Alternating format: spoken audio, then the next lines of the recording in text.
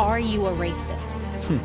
We have to do more than just If pretend. these people win, we are going to lose our country. If enough Americans did this, it would be a massive step Ask forward. God to show me what it is I can do. But I am now a red hat wearer, and I'm proud of it. Why won't you just criticize Donald Trump?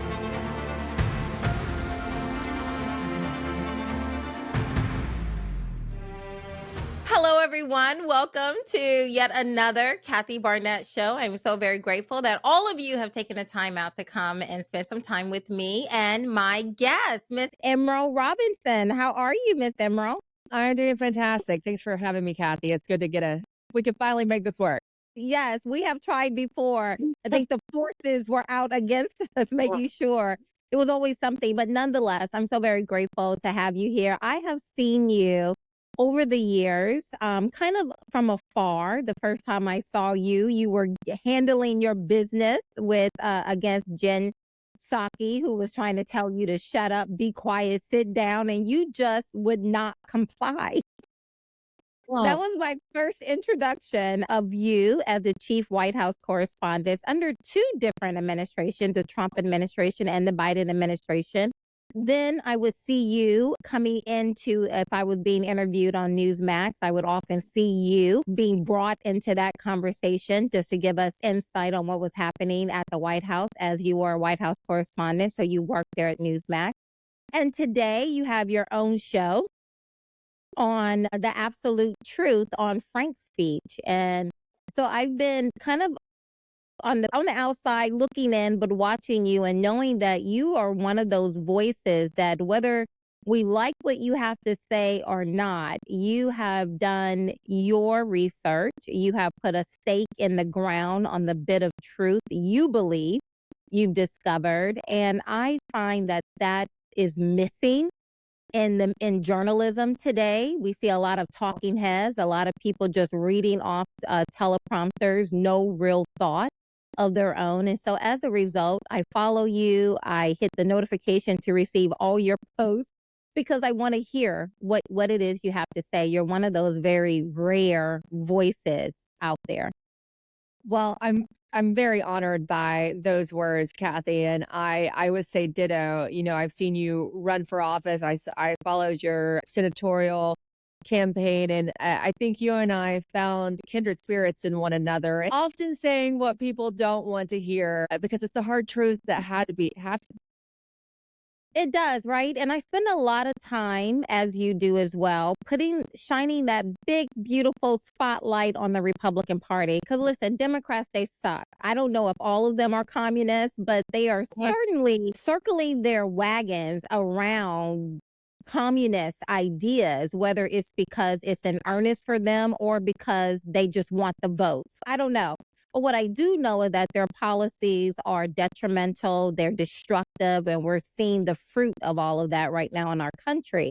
So I recognize Democrats suck. But the Republican Party, what I've learned with my own time in the Republican Party and being dragged across the nation with a lot of lies, not from the Democrat Party, but actually from the Republican Party.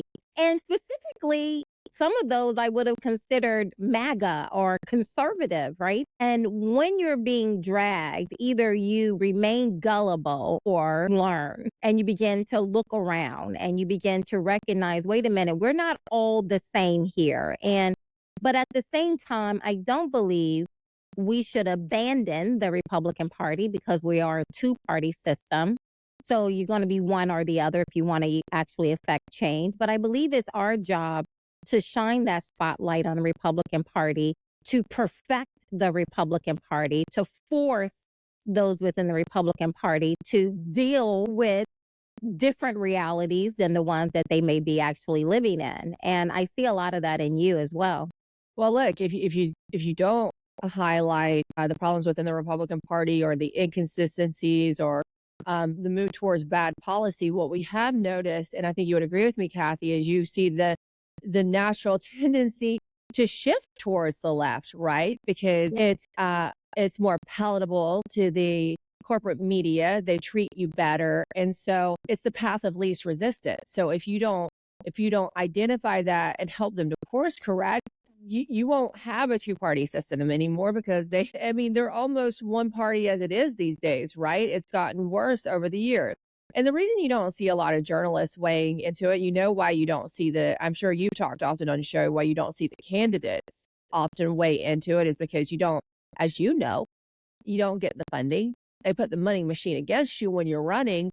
So people are adverse to call it out as a candidate on their own side, right? Because the machine on their side comes against them. With journalists like myself, you have, of course, the liberal journalists, they all act in unison, and they're basically the public relations arm of the DNC. Right. You also have this problem in what you call, what they call conservative media, and even to a certain degree in alternative right-wing media, where they won't call balls and strikes on their own side because, again, it's about access. And they fall into the trap of access journalism. And they also, because so much of it's for clicks and likes online on social media, in the alternative world, that's where they survive and that's their bread and butter, right? And what they consider their viability, that they don't want to get pushed back from their audience because you do. I do. Often I'm called paid opposition for pointing out what is problematic, Yeah. what's the truth about what's going on in the Republican Party. And I will get backlash from the audience until it becomes so apparent that it's true that everyone has to deal with it. And we saw that most recently with the problems in personnel, which is a problem that has plagued Donald Trump since 2017, right? Yeah. Since day one of his first administration, this problem has persisted, unfortunately. And the recent personnel problems, at first I was getting a lot of slack for it, a lot of backlash. I was getting a lot of phone calls saying, Emerald is so detrimental to the movement. Be a team player, Emerald. Be a team player. And then people started looking and saying, hey, this is problematic. The strategy they have in place is not going to get him in the White House. And then asking questions, well, why are they even pursuing this? Why are they doing what they're doing? And you saw some changes happen as a result of that. He brought back Corey Lewandowski, though, you can think what you want of him. I do believe that he, likes Donald Trump, where you have to question if some of them around him even like him at all or want to see him in the White House. I think Corey Lewandowski probably does. There have been some other changes of names you might recognize, but don't often get thrown around, and they don't really want it on the radar, but there have been positive changes down, the ladder as well that have been helpful. And so people kind of see, okay, well, there was a problem there. There's a little bit of a course correction, but I would tell you today, based on the conversation I've been having in the last 24 hours, Kathy, it's not enough. And what I have learned in talking to multiple people, both embedded within the RNC, the national party, people in certain state parties, and people embedded in the Trump campaign. Okay, 3 different, groups around it. Talking to multiple sources in all of those different groups, that RNC leadership, though they talked about this big change in letting go of Ronna McDaniel and bringing in the new guard, they've hired back at least 60% of the people who were there under Ronna McDaniel, and some of her key people remain on staff there that I have been told totally hate Donald Trump and are making, still continue to make big salaries. And I'll point you back to some of Jen Van Laar at Red State's reporting on those numbers. I was told yesterday, and as it applies to one of Rhonda's key people, they're still there and they are still making that, $20,000 a month salary plus probably more. And I'm sure you'll see Jen probably revisit that because she really led the charge on that reporting. So there's still major problems. It seems like no matter how much truth you shine on it, they'll do something for a little while, right? But then they revert back to this. And so that's why you have to kind of keep digging. And as a journalist, this is, a beat that I found myself in, and just keep reporting it.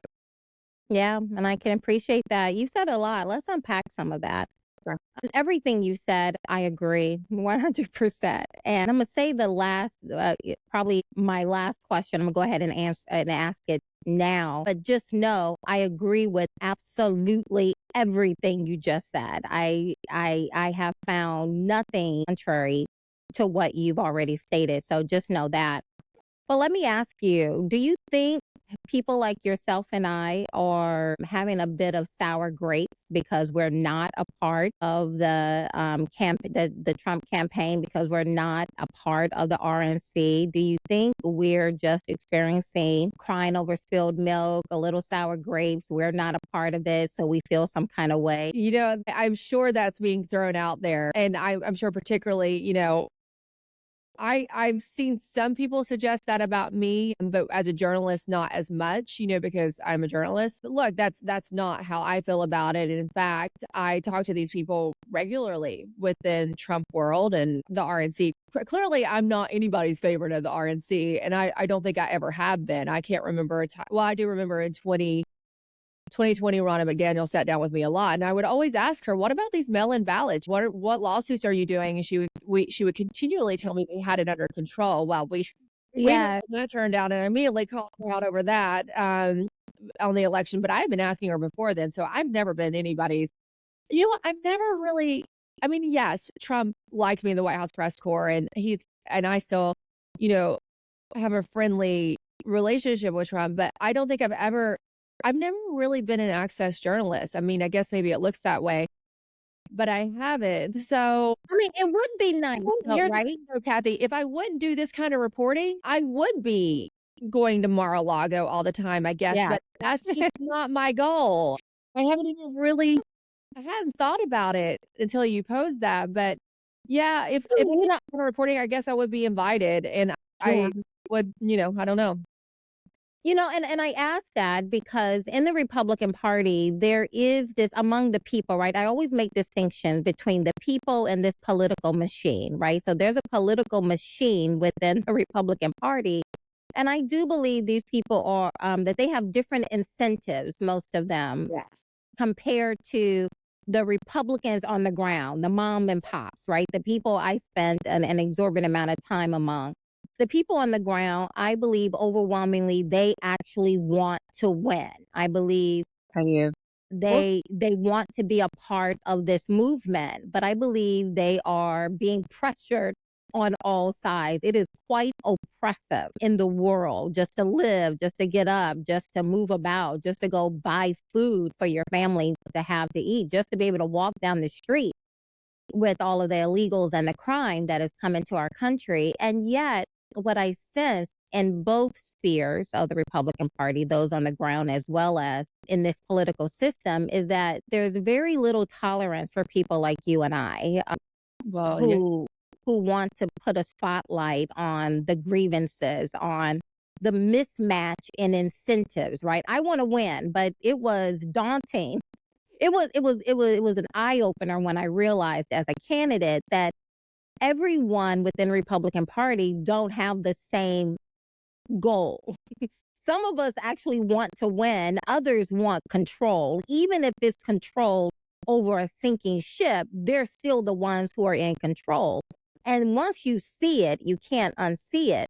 But to be on this side, less than 60 days away, I think, at this point, from the most pivotal election in my lifetime that I can recall, there are a lot of people who would say, Kathy, Emerald, Laura Loomer, the rest of you, why can't you just pick up pom-poms and go rah-rah and just move, just be a team player from now until the end. I wish I could be that way. I mean, I think it'd be easier, as you said, to just pick up pom-poms and go rah-rah. But there is something that is just so false about picking up pom-poms, going rah-rah. I remember, and I'm going to pause, but in 2020, I ran for the very first time, my very first time running for anything in my life. And I'm watching the mail-in, the drop boxes come up.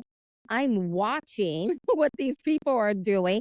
I took photos. We were the very first in the nation, my campaign, to file a lawsuit over what we now know was, in my perspective, a lot of theft and cheating that went on in that 2020 election. But I'm taking photos, I'm looking at it, I'm watching it, I'm asking questions.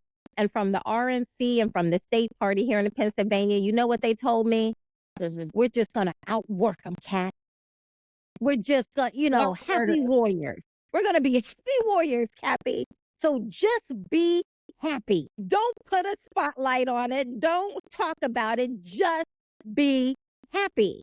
And I was so pissed because I was working my behind off and I saw before it happened, I saw what was going to happen. It didn't look like rocket science. It looked like this is the natural progression of things. We're going to see overwhelming number of these mail-in ballots, and these people are and I have no reason to have to trust anyone. I want to see chain of custody. I want to see how we're processing all of this. And the feedback I got continuously was just be a happy warrior. We're just going to outwork them.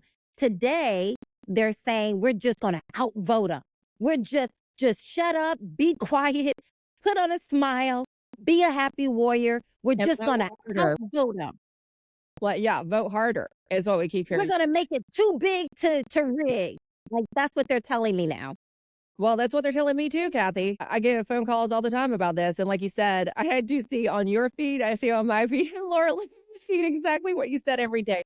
Why are you so, why are you so, you're suppressing the vote? Why are you, we need you to get out the vote. A, that's not my job. I'm a journalist. And B, I live in reality.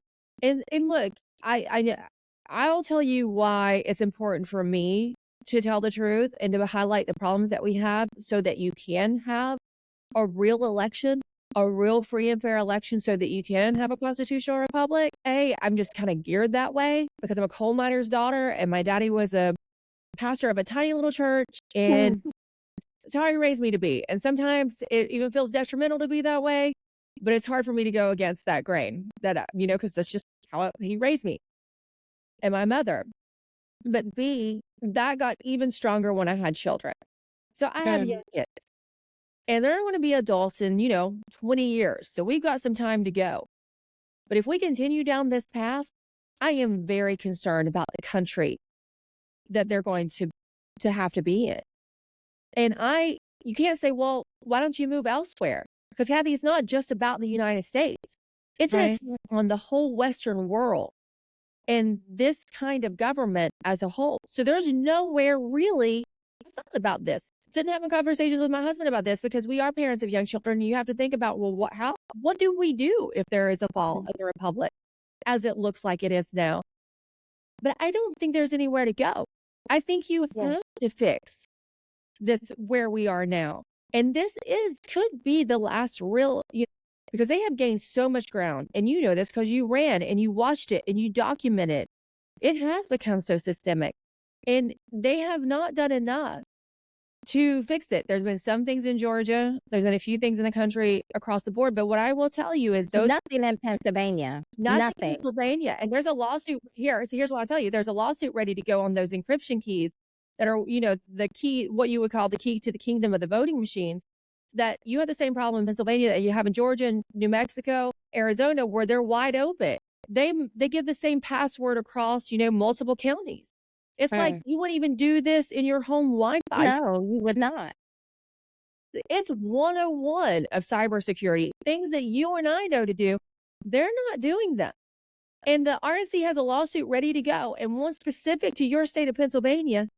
And Michael Whatley and Chris LaCivita, who is the CEO of the RNC, they will not let them go forward. They will not. And DeKalb County GOP put out one yesterday. They filed one, I believe it was yesterday, or they filed in the last few days themselves because they couldn't get support from the RNC to do it. And that chairwoman there happens to work in the cybersecurity sector. That is her bread and butter. That's what she does as a day job. She realized how problematic it was, so she went ahead and filed it. So when you were talking about those people and you say they have different vested interests, they do. Here's what you'll remember from the 2020 election. In 2021, when there was clearly all these problems, right? People were trying to figure out what was going on. There were the election contests being filed. Pennsylvania being one of the key states we were looking at. The RNC General Counsel at the time in a leaked email had said, we do better in the opposition. They raise more money in the opposition. And that's essentially kind of what they cared about. These people are making a lot of money. And They then are. if the campaign fails, some of them already have jobs at major PR firms that, lobby for foreign governments, right? Like the Ukraine. And they have a vested interest. I mean, even if Donald Trump loses, because that kind of foreign policy we've been seeing and the money to these countries continue. So we have a real issue, and it has not been fixed. And we are 50 some days away. And I had a woman that I had somebody who works within, the RNC and Trump campaign and actively working on this, say to me yesterday, we are running out of time. Oh yeah. And I'm sure, 3 months ago, 6 months ago, 7 months ago, the conversation was, oh, it's coming, it's coming, it's coming. And to which I would say, I'm talking to Ben Carson, I'm talking to Vivek, I'm like, well, when are we going to, I don't see any movement here on the ground in Pennsylvania. I'm the grassroots queen. Nobody did grassroots the way we did grassroots in that 2022 election. So if there's going to be movement, I'm going to see that movement. I see nothing. And this is 7 months ago, 6 months ago, 5 months ago. And I kept being told, oh, it's coming. It's coming.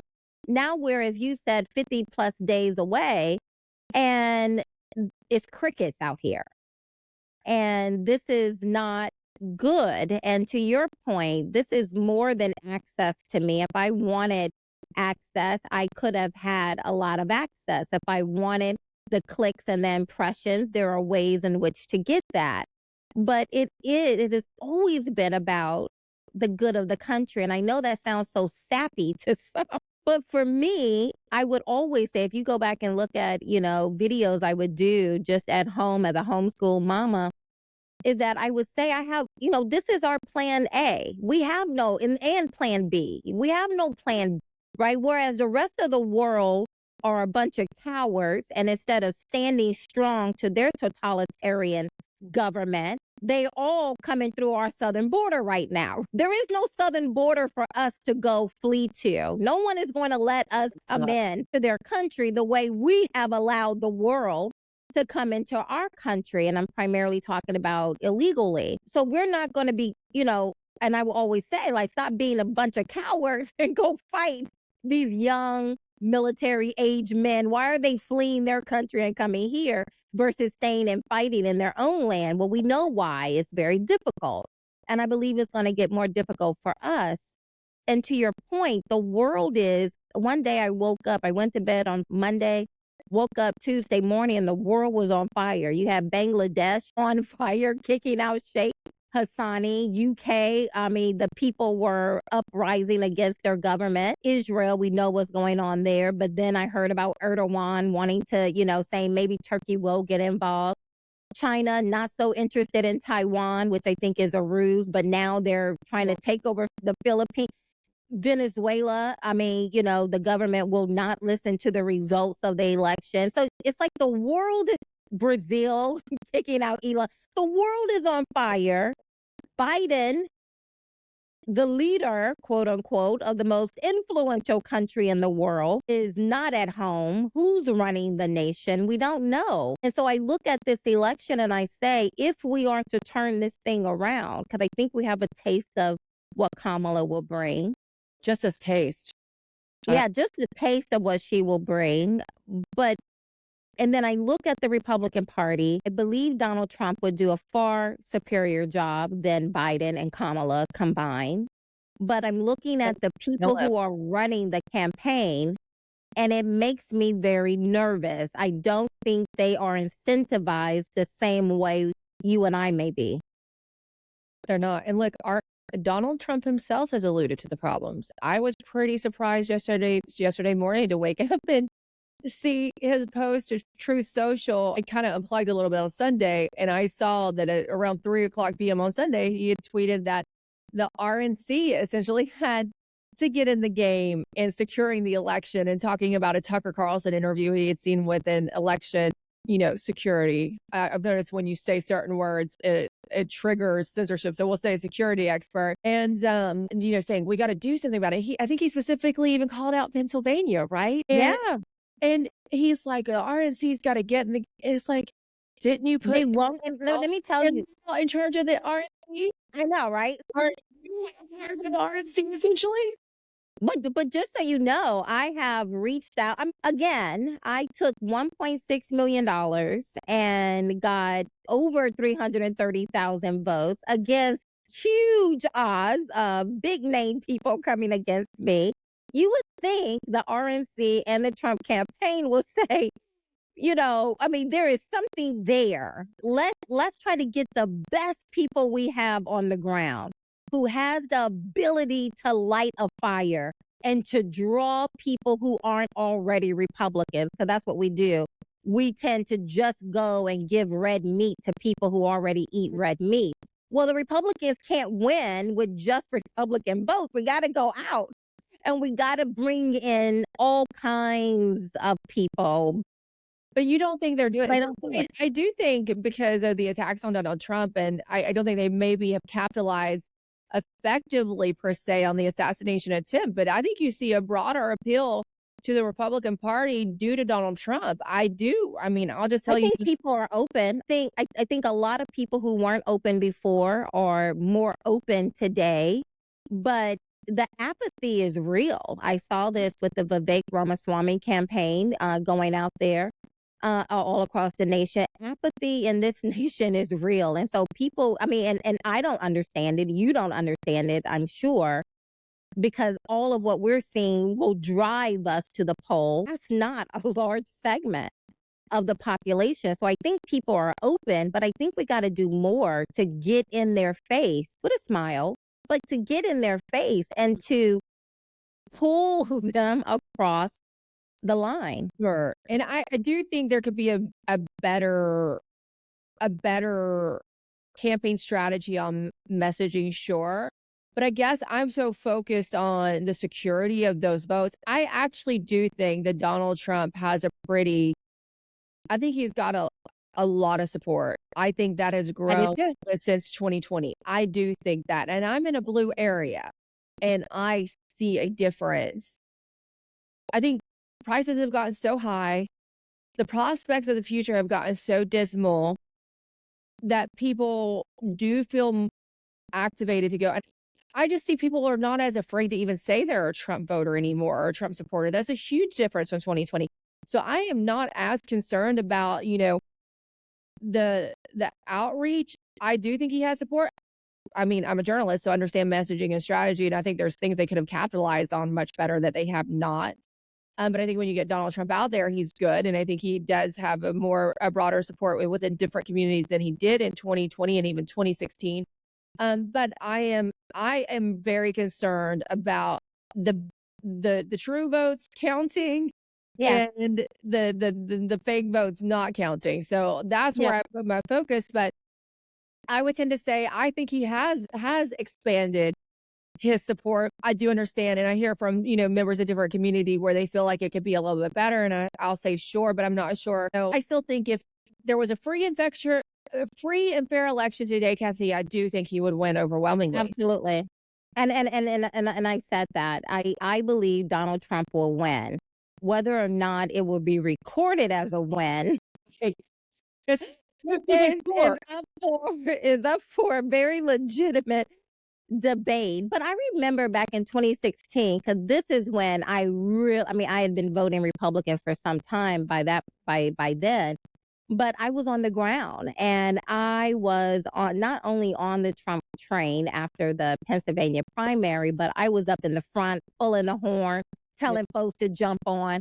And I remember the enthusiasm on the ground. It wasn't a whole lot of enthusiasm for him up in the air, top down, bottom up. Mm-hmm. From the top down, it wasn't a lot of enthusiasm for him. But on the ground, it was electrifying, and you could feel it. It was palpable. Now that he's been in office and gotten very sophisticated and brought in the high power, Republican consultants, I see a lot of energy from the top down this time. I believe people are open and very much leaning towards him, but I don't see that same energy utilizing the people on the ground. And I just think to myself, wouldn't it be amazing if someone could crack the nut to go top down and bottom up? So, and that's a great point. And I do think that is very valid.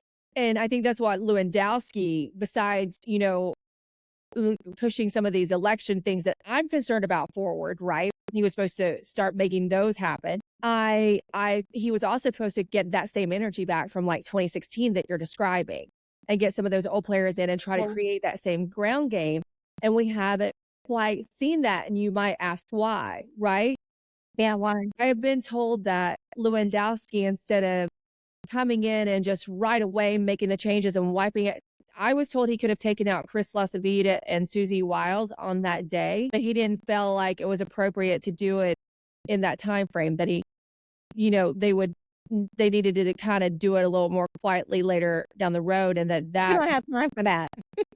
that was a criticism from, the couple people telling me this. That was their concern, and they felt that Corey made a miscalculation in balking on that. And so perhaps that's why we're still seeing that sort of same strategy, and we haven't really seen the reinvigoration of the 2016 spirit with the addition of Corey Lewandowski. But, tonight's the debate. I like that 2016 spirit. I mean, because it was, I mean, again, top down did not want him, but bottom up, we moved him into that position. And he won because of that energy. You overwhelmed. There was fraud that happened then, right? And they thought they had it all under control. Now they've recalibrated and added in since then, but he did overwhelm. I truly believe 16, because Hillary Clinton had bought her own, drank her own Kool-Aid, and she was absolutely stunned. Also, I'll tell you where I'm seeing sort of disappointment and people questioning, like former supporters. I would say it's on the level where the space you and I live in. It's not necessarily the average voter who had voted for Trump. They're still supportive. The base, I would say. The base, the ones that don't get on TV and talk, that are just, people living their lives day to day. I think it's amongst, journalists in my sphere I hear from, I'm sure grassroots activists and operatives in yours. And I would say people who worked in policy under Donald Trump and now work in, spin-off think tanks and, that kind of world, who are very pro-Trump in 2016 and 2020, who now feel a bit disillusioned. I'm seeing him lose some of those people, and that is simply based on the kind of hiring and the people he continues to keep around him, like Chris Lasavita. And that's why I'm seeing the sort of, not positive outlook from those kind of people. But as far as the grassroots or the person, the average voter who is a Trump supporter, I'm not seeing him lose those. So the people that I talk to who are like that, the think tank policy people or the political operatives and the campaign operatives who had been very pro-Trump, who feel a little bit disillusioned now, they're afraid he is going to lose that base, which I don't see that happening right now. Yeah.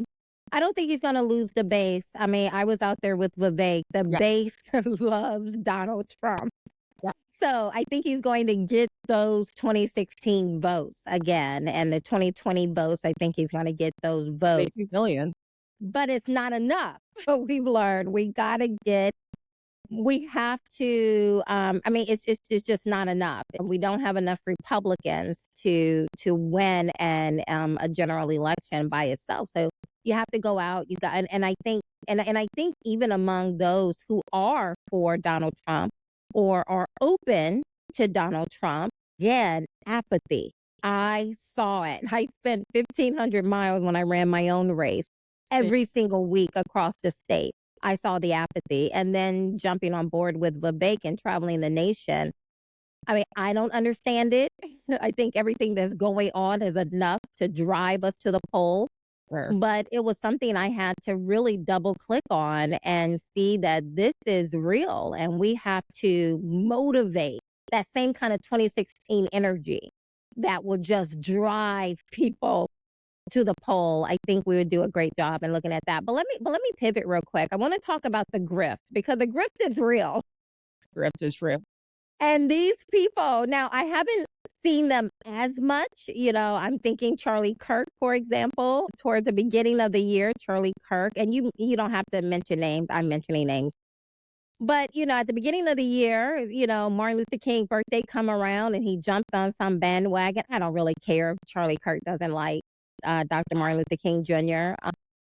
But I just found it became so excessive that he's a bad dude, and then talking about, the civil rights movement is the reason why we have DEI and how we should have never had the civil rights bill. And again, I don't really care one way or the other what Charlie Kirk or any person think about it. I just was so befuddled on why we were having that conversation at the beginning of a very consequential election. And then I began to realize, it's about impressions. It's about the clicks. It's about whatever access that there is. And I'm just using Charlie Kirk as one example, but we see this among other quote unquote conservatives who, again, are being just like consultants, political consultants, have different incentives. I believe there are many in this space of conservative journalism, primarily on podcast world,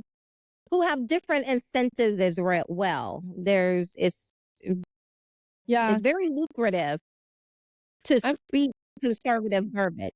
I'm sorry. I'm still trying to figure that out because there is something. It's unclear how some of I've now been in the digital space for 2.5 years, and I still don't quite know how it all works and how certain people are funded, or how I don't think I have an answer on this. There is a grift, and there's lots of different examples, right? And there's lots of different ways that people grift. Some of it is just to get clicks because they're making good money on X. I actually don't make really good money on X. My checks are, I have almost 750,000 followers nearly, and my checks are pretty dismal.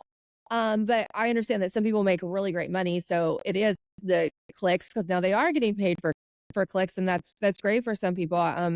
But I do think you see some bit of sensationalism because of that, and the kind of pushing. But I was with this conversation. It was really interesting, Kathy. I was with a group of very eclectic backgrounds last night for a dinner party, which is something I don't get to do often because I have small children.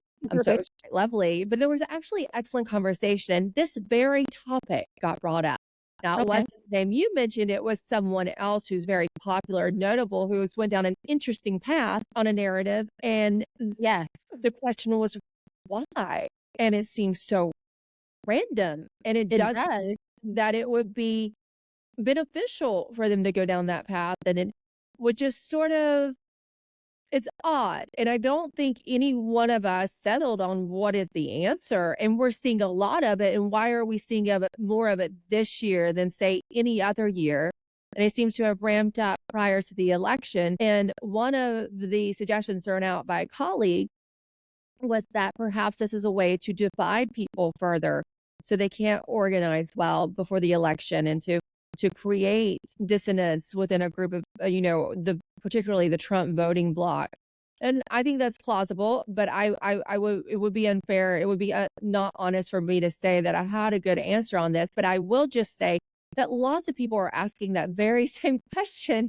It's so obvious, and it's disturbing. Like, we can talk about Dr. Martin Luther King Jr. It was, just throw this out just because I'm thinking it, but on one of Charlie Kirk's episodes on television, he has his buddies on there, and I don't know if you recall the young white male, military male, who went in front of the Israeli embassy and set himself on fire.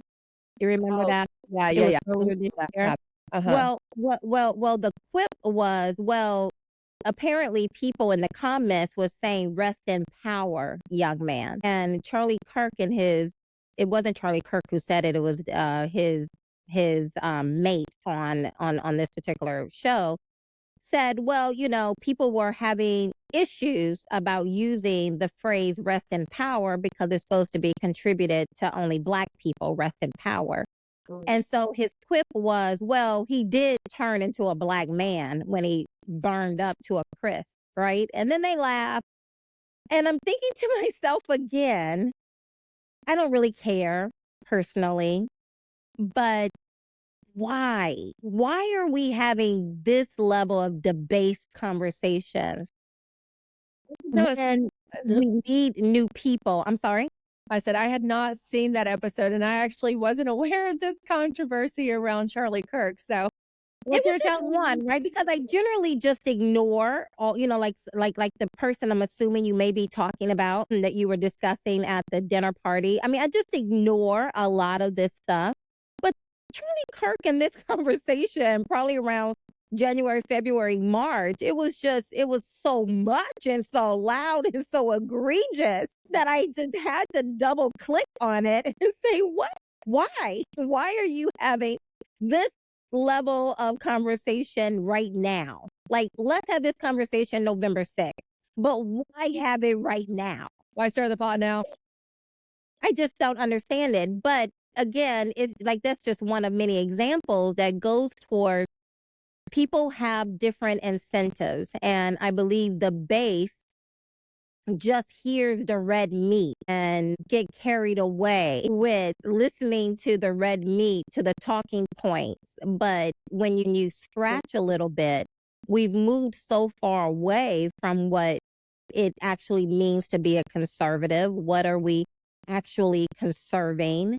Yeah. And the media is not doing a great job at it, but people are following personalities versus the principles of what it means to be conservative. And I really believe that this obviously the mainstream media, but even among these podcasters that are just now coming up because we looked at them as an alternative to mainstream media. But now I'm seeing a lot of grift in this podcast world. And I don't know if that too makes us any better. Look, it's always been difficult to conserve, right? It's harder than to progress, if you will, it seems. And so you're always going to have, I think, this balancing act. And then this is what I saw with the corporate media. I saw infiltration of the options, the supposed options that were not the liberal MSNBC or CNN. So anytime that you have successful operations that are looking to get the truth to the American people, you will then have the attempted infiltration. Now, I don't know if that's what's going on there, but I will say I do think a bit of that is going on. I'm probably now in the alternative media sphere, and I will just tell you, I mean, look, I get people pitch me stories all day long. All day long, I'm getting calls. And sometimes, and we were talking about this again last night because we were all sort of veterans in different, sectors and different decades of media. It was really great last night. But I get people pitching me stories all day longer. Former Intel people, assets telling me, oh, this is what's going on and there's this. And I mean, sometimes, Kathy, they are the wildest stories, right? Just the wildest stories. I know that it is meant to discredit me. They are hoping that I will buy what they're selling and that I will go back out there and I will repeat it to my audience. And then they have me. And then that makes me discredited and crushed. So there's a lot of those kind of operations going on behind the scenes. And I know I've been experiencing it. And now I'm talking to other journalists and other trusted voices outside of the corporate media. They're experiencing this as well. So there's a lot. You have to understand this is psychological and information warfare that's going on. It is not isolated to the corporate media. That is so true. That is so true. And I think that also plays into what I said about the oppression of our voters. People feel pressed in on all sides. Because where do you go to get good information? I think we all realize that, maybe people are not on the up and up, but where do you go? And this has turned into some sort of psychological warfare. It is. I mean, is interesting. ask me that question. I think that you have to really, one, be prayed up. I'm a believer. So, and prayed up and asking God for discernment. But now, it's very interesting. Media is news information is very a la carte. You find your trusted sources, but you also verify what they say. That's why, like in my Substack, I like to include a lot of links to the source. People do their own research. People can go and look for themselves. And, when I talk to other journalists who really have integrity, they will tell you the same thing. And they try to provide that kind of information for you to verify. I guess there is more. It always should have been that way, right? It should have always been the consumer of information doing their own due diligence in a way. But Before, they just didn't know it, right? For Donald Trump, you and I probably knew we had a problem, but at large, the average consumer of information didn't know you had such a captured media. Right. And now they know. So you always had needed to be doing that, even when you were watching NBC Nightly News 30 years Right. ago, 20 years ago. You just didn't know it. And now it's more overt and in your face, and it's a heightened form of psychological warfare because the stakes are much higher now. Yes, it is. Let me ask you, who's running the country right now? Another topic, that constantly is brought up. That's a question asked. We know it's not Biden. I do think Barack Obama and his apparatus has a very strong influence, but I don't think it's just him. They have Yeah. set up an administrative state that sort of runs with no matter who's in charge, right, Kathy? And I think it goes beyond even our country. I think there's a lot of foreign influence. We'll say it's the World Economic Forum, and you can ask who is behind that, and people have different theories. And I think it is larger even than who is running our country. And we know it's not the Biden, and we know Obama is not completely doing it himself, right? Right. He's a It's key a team figure, of people. but it's a question, and it's a problematic that we can't pinpoint to who is directly running the country. And I would say the Western world, soon to be the globe. Yeah, I agree. Emerald, thank you so much for Kathy. taking some time out and spending with me. I truly appreciate your insight and the fact that you just refuse, whether it is just your natural tendency or there is effort, but you refuse to go against or to go along the grain. And I appreciate that, especially in today's culture. Thanks, Kathy. Likewise. Yes, stay right there, Emerald. Hold on one moment. To everyone else, thank you so much for listening in. I appreciate you. You guys know the drill. Hit the subscribe button, followed by the notification button, followed by leave a comment, and then, of course, share it. Blessings and take care. See you guys next time.